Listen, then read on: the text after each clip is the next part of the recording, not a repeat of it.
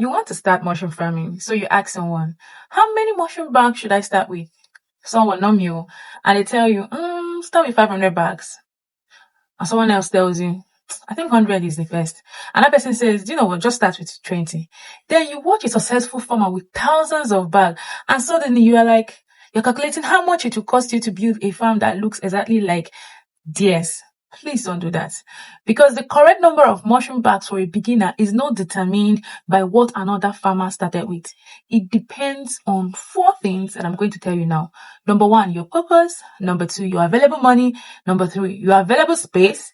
And number 4, your ability to actually manage the bags. And starting too big during your first production cycle can turn a small beginner mistake into a very expensive one. So in this video, I want to help you decide whether your first batch should be 20 bags, 50 bags, 100 bags, or something completely different. And by the end of this video, I'll give you a simple way to calculate the right starting size for yourself. Hello, my name is Fine. On this channel, I teach practical mushroom farming for Africans, including production, troubleshooting, and how to build the business side of your mushroom farm. If you're planning to start growing oyster mushrooms, subscribe to this channel because this entire series is designed to help you move from researching mushroom farming to actually starting correctly. Now, let's answer the question. How many mushroom bags should a beginner start with? The short answer is there is no magical number, but there is a sensible range depending on what you are trying to achieve. And the first thing you need to understand is the difference between a practice batch and a commercial batch. All right. Number 1, are you learning or are you testing the business? If you have never handled mushroom substrate before, you have never inoculated bags, you have never watched mycelium colonize, and you have never managed a fruiting room, your first production cycle has 2 jobs. The first job is to produce mushroom. The second job is to teach you. You are learning what properly hydrated substrate should feel like. You are learning what healthy colonization should look like. You are learning how quickly your environment loses humidity. You're also learning how much fresh air your mushrooms need. You are learning what contamination looks like before it becomes severe. And you're also learning how much daily attention your farm actually requires. That means your first batch should be large enough for you to learn something meaningful, but small enough that one mistake does not destroy your finances. For someone who is completely new and mainly wants practical experience, around 20 to 30 bags can be a reasonable learning batch. That is not a commercial farm. It is a controlled learning cycle. With 20 to 30 bags, you can practice the production process, observe colonization, manage fruiting, and harvest real mushrooms without immediately creating a huge operation. But there's something important I need to explain. If your goal is to genuinely test whether mushroom farming can work as a small business, 20 bags may be too small to tell you very much about the business side. The variation in yield and small quantity available for sale, you may not have enough output to properly test customers. So your starting number must match your purpose. Number 2, the 50 bag rate. So for many serious beginners, somewhere around 40 to 60 bags can be a very useful middle ground. So let's use 50 bags as an example. 50 bags are still manageable, enough for you to observe carefully, but they also begin to expose you to the realities of production. You have more substrate to prepare, you have more bags to inoculate, you have more bags to monitor, you begin to understand how space behaves when it contains more material. You also have more mushrooms available when fruiting begins. This means you can practice harvesting, packaging, and approaching potential customers with actual produce. But please understand something. I'm not saying that everybody watching this video should go and produce exactly 50 bags. Okay, 50 bags may be too many for someone with very limited space or no practical support. It may also be too small for someone who already has an agricultural experience, suitable infrastructure, and proper training. The number is not the rule. The thinking behind the number is what really matters. What's number 3?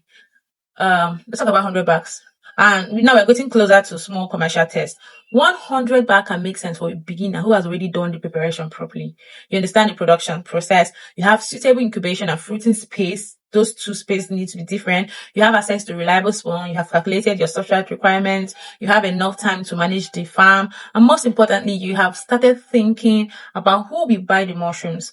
At 100 bags, mistakes begin to cost more. If your substrate preparation is wrong, it affects more bags. If your pressurization process is poor, the loss can spread across a larger batch. If your incubation environment is unsuitable, you now have 100 bags experiencing that problem. You see why I said you have to look at the bags. If you successfully harvest but have no customers, you have created another problem per se, except you're going to dry them. This is why I don't like telling every beginner start big so that you can make more money. No, I don't like saying that. Your first objective should not be the maximum production. Your first objective should be building a production system that you can repeat. Because once you understand how to consistently manage 20 bags, 50 bags, or 100 bags, scaling becomes a completely different conversation. So let's go to number 4.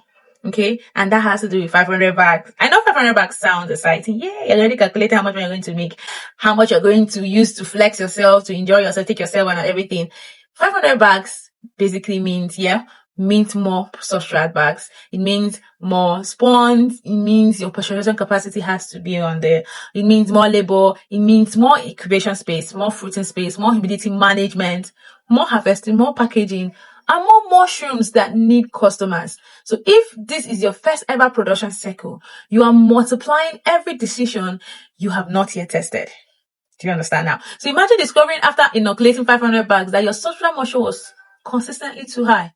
Or discovering that your fruiting room cannot maintain the environment your mushroom requires. Or harvesting a large quantity and only then asking, how do I sell up? You know, mushrooms have limited shelf life, the fresh ones. So that is why scale should follow competency, not the other way around. Do not prove that you're serious about mushroom farming by starting with the largest number of bags you can afford. No, you prove it by building a process that you can always reproduce at all times. Like if they wake you up in the middle of the night, you can do. So let's go to number 5. All right. One mistake I see beginners make is deciding I want 500 bags. Then they begin looking for money to force that number to happen. I prefer the opposite approach. Start with the resources you can safely commit. Write down what you already have. Do you already have a suitable space? Do you already have drums? Do you have barrels? Do you have pasteurization equipment? Can you, set it up? Of course, I have a video where I taught how to set up the one we use. Are you purchasing ready to fruit bags instead? How much does spawn currently cost in your location? What are the current prices of your substrate materials? You have to put them all down on paper, label, water, everything. Because prices change. Okay. That is why I don't like giving people one permanent figure and telling them this is exactly how much mushroom farming costs. Okay. I'll just tell you the things you need and tell you the best way to get them at a cheaper price, or how to construct them at a cheaper place. Okay. Or how to construct them for cheaper. Okay. So you have to just, get them all written down. And instead of calculating the cost of your own intended production cycle using current local price, ask yourself one important question. If this first batch does not perform exactly as I expect, can I absorb this loss? Learn from it and try again. So if the answer is no, your planned starting size may be too large. Your first batch should not put you under financial pressure when you are learning mushroom farming. That's why some people start with fruiting bags and just learn fruiting cycle and then come back. So let's look at number 6, reason. Your space also limits, set your limit. Money is not the only limitation you can have. You can have enough money for 500 bags and only enough suitable space for 100. So before choosing your production number, you need to inspect your space.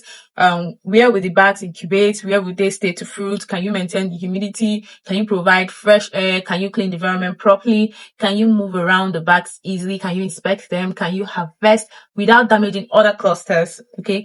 And as the number of bags increase, can you and your existing setup still maintain the correct conditions? So do not design your farm around the number you want to brag about. No, design the number around the farm you can actually manage until you go ahead to scale.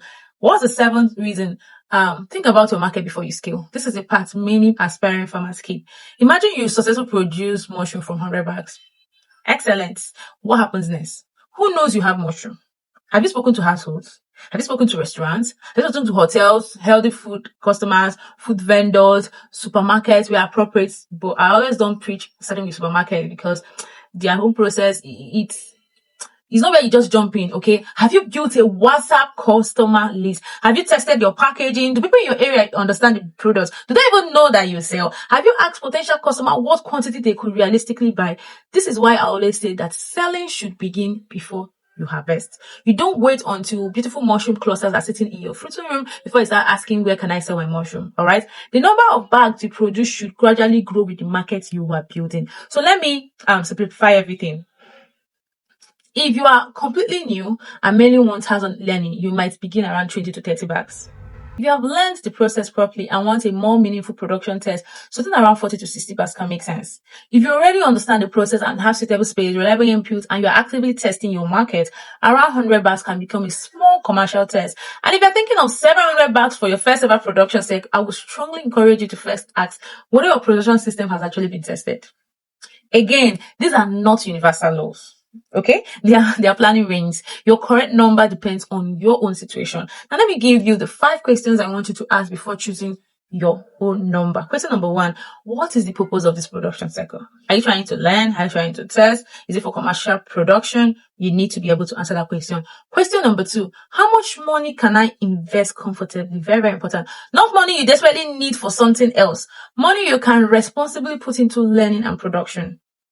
Number 3, the third question, of course, how many bars can my available space genuinely accommodate under suitable conditions? Question number 4, how many bags can I or my team realistically monitor and manage? Question number 5, if these bags fruit successfully, who am I planning to sell the mushrooms to? If you can answer those 5 questions, choosing your starting number becomes much, much more easier. And notice something, I have not told you start with 50 bags because fine said so. I want you to understand why you are choosing that number, because eventually the question should move from how many bags should I start with to how many bags can my production system and market support consistently. Then we can start talking about staggered production and all whatnot. So this is the question a mushroom business owner eventually needs to answer. They need to know and they need to answer. And this is exactly the kind of planning we walk through inside my 45-day Oyster Mushroom Farm Launch program. The program is for aspiring mushroom farmers who don't just want random information. You learn the entire oyster mushroom production sequence, from understanding the business and planning your setup to software preparation, inoculation, incubation, fruiting, and harvesting. You also receive 45-day launch roadmap so that you can move from learning into implementation. And because growing mushroom is one part of the business, there's a complete module on selling your first 10 kg and a 7-day WhatsApp sales assignment to help you begin building demand. And you also receive lifetime access to the oyster mushroom training and update to the existing program. You also receive student support, access to the Mission 1000 mushroom farming community, and a certificate of completion. You don't necessarily need the certificate of completion, of course. It's not like you're going to use to apply to a job. The most important thing is the knowledge.